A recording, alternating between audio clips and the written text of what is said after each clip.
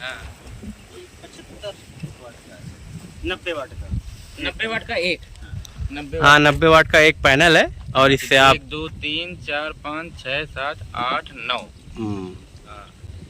कहीं भी वो पैनल जो भी वो उतना होता है। 8000 वाट का 8000 वाट का ये पूरा पैनल हो गया। 8000 वाट का पूरा पैनल लगा। इससे अच्छी बिजली उत्पादन कर सकते हैं। पूरा ट्यूब बिल चलता है इससे। देखिए इसी से 2 इंच का ट्यूबवेल चल रहा है। इसी से चल भी रहा है लगातार। ये देखिए पानी जा रहा है, आपको मैंने दिखा दिया वहाँ पर। और इसी से हमें लग रहा है ये टैंक और मुर्गा के लिए जो पानी चाहिए सब इसी से हो जाता है। मतलब जैसे बिकता है जब। हाँ ये देखिए आपके सामने ये बच्चों के वैक्सीनेशन की दवाएं तैयार हो रही हैं और इनको उनके फीडिंग सिस्टम के हिसाब से उनको धागे या किसी भी सुतली और धागे की मदद से टांग दिया जाता है। हाँ। और ये बच्चे इसको बोलते हैं, मतलब वो पानी में उसको दवा मिला दी जाती है, वो थोड़ा थोड़ा पानी पीते रहते हैं तो उनका वैक्सीनेशन होता रहता है। अच्छा अच्छा। तो मैं आपको ये जानकारी देना चाहता हूँ कि सपोज दैट ये जो पूरा मुर्गा फार्म जैसे मैंने आपको पहले दिखाया ये 5000 बच्चों का मुर्गा फार्म है। जी जी। और इसमें से मैं आपको बताता हूँ बिल्कुल A to Z इन्फॉर्मेशन, एक बच्चे की कॉस्ट, उसका खाना, उसका वैक्सीनेशन, और वो जब 35 से 40 दिन में बिकता है तो उसका प्रॉफिट।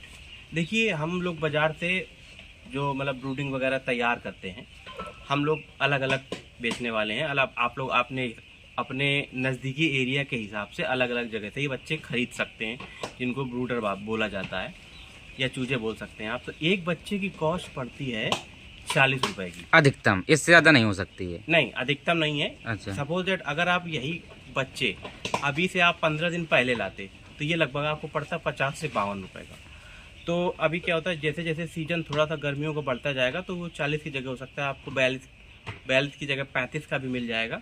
तो मैं एक ऑन एन एवरेज बता रहा हूँ, जैसे अभी जो मैं लाया हूँ 40 रुपये एक बच्चे की कॉस्ट है, जिसमें ये लगभग 35 दिन में 3 kg आपका दाना खा जाएगा। जो इसका दाना आप उसमें होममेड खुद से भी बना सकते हैं, बाहर से भी खरीद सकते हैं।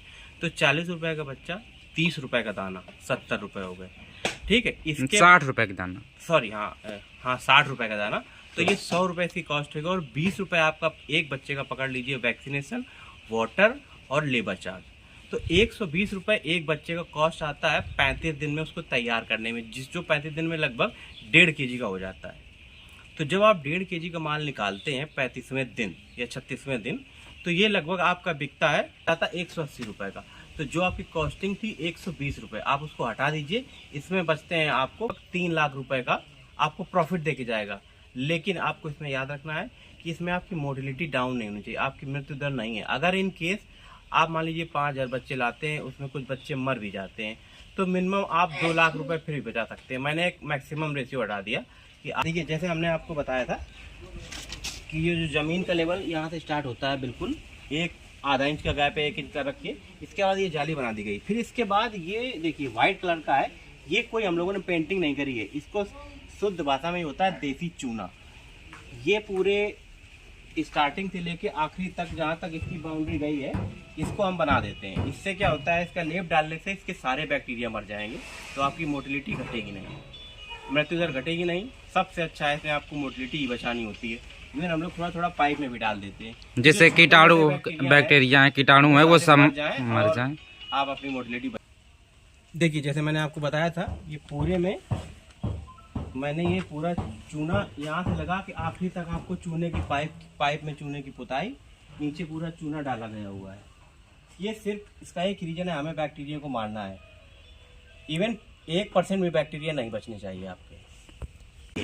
मैं आपको एक और जानकारी दे दूं कि मैंने जैसे बताया था पहले भी कि ये इसमें क्या होता है, एक धान की भूसी होती है, ये सफाई करने के बाद ज़मीन में बिछा दी जाती है। पहले चूना डाला जाता है, फिर ये धान की भूसी डाल दी जाती है। उसके पीछे की सिर्फ ये वजह है कि जो वो टॉयलेट करते हैं या कुछ भी मतलब वो अवशिष्ट अपने छोड़ते हैं, तो उससे बैक्टीरिया उनमें नीचे मिट्टी में नहीं जा पाएंगे।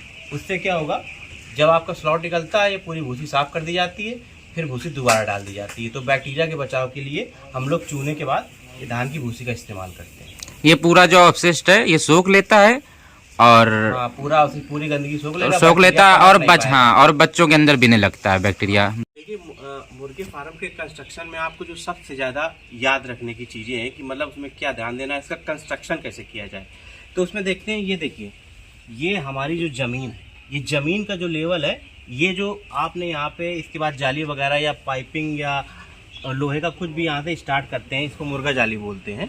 तो ये जो ज़मीन से जो इसका लेवल है ये 1 इंच से ज़्यादा नहीं होना चाहिए।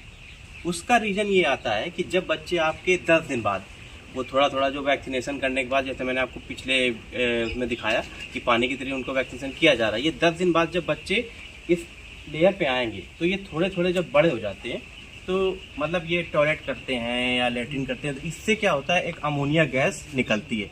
तो अमोनिया गैस पासिंग के लिए जो बच्चे छोटे हैं, तो ये जो उनकी जो मैंने अभी ऊंचाई दिखाई थी आपको, ये बच्चों के लिए कोई दिक्कत नहीं, पूरा वेंटिलेशन बना रहता है। तो ये आप बिल्कुल याद रखें कि जब भी आप मुर्गा फार्म का कंस्ट्रक्शन करें, उसकी ऊंचाई जहाँ से आपकी जाली लगेगी ज़मीन से, उसका लेवल 1 इंच से ज़्यादा नहीं होना चाहिए। अब ये 5000 बच्चों का जो मुर्गी फार्म है, ये आपको प्रॉपर एरिया आप अपने हिसाब से डिसाइड कर सकते हैं, लेकिन मेरे हिसाब से जो इसकी लंबाई प्रॉपर होनी चाहिए वो 30 बाई 300 रख सकते हैं या 40 बाई 200 रख सकते हैं। तो सर ये चौड़ाई 30 रखना क्यों, मतलब? इसका मतलब ये है कि अब पूर्व पश्चिम अगर आपने बना दिया है तो जो हवाएं चलती हैं, तो चौड़ाई में अगर 30 रहेगा या 40 रहेगा तो कोई दिक्कत नहीं होती। पर स्क्वायर जो मतलब मुर्गे को हवा का दबाव से कम हो जाएगा और पर स्क्वायर फीट जो जगह मिलेगी उसको ठीक मिल जाएगी। और गर्मियों से बचाने के लिए इस पूरे मुर्गे फार्म में 10 पंखे हमको लगाने पड़ते हैं। जैसे देखिए स्टार्टिंग से हमने वहाँ से लगा के और ये आखिरी तक और पीछे बच्चों तक हम लोगों ने 10 पंखे लगाए हुए हैं। नीचे नीचे नीचे को लगाए थे।